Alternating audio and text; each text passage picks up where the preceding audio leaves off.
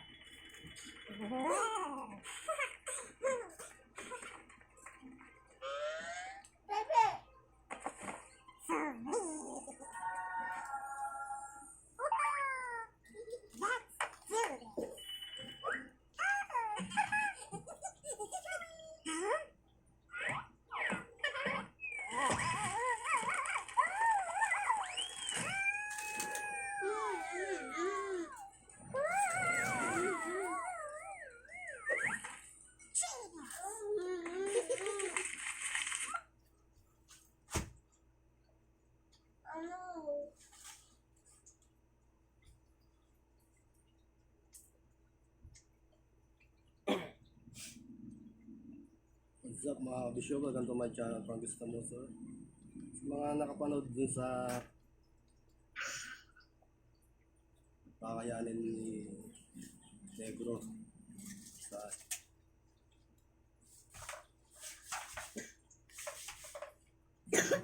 makikita nyo yung size ni Barako. Yung size nung in-order natin na gulong is 110/80 by 17. Ayan. Low tire. Nagkasya naman sa stock swing arm niya. Pati yung rim na 250 by 17.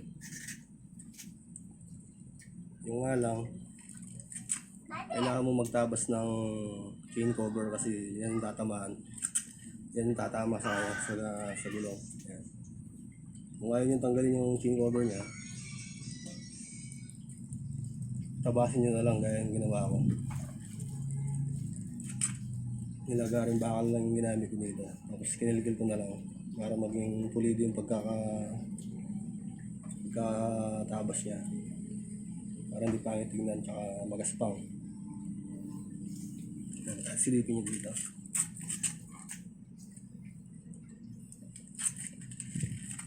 Hindi makita.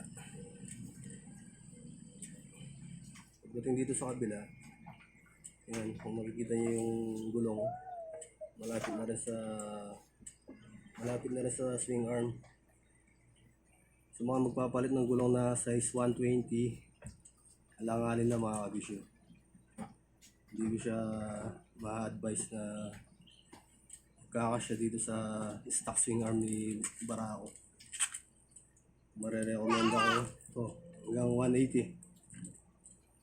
Siguro yung 120 by 70 siguro kakasya yan.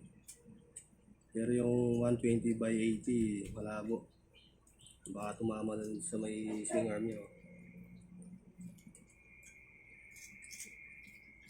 Tapos sa rim naman, ma-recommend akong size. Maximum siguro na size nito hanggang 3.5. Ito yung nakalagay dito sa Barako.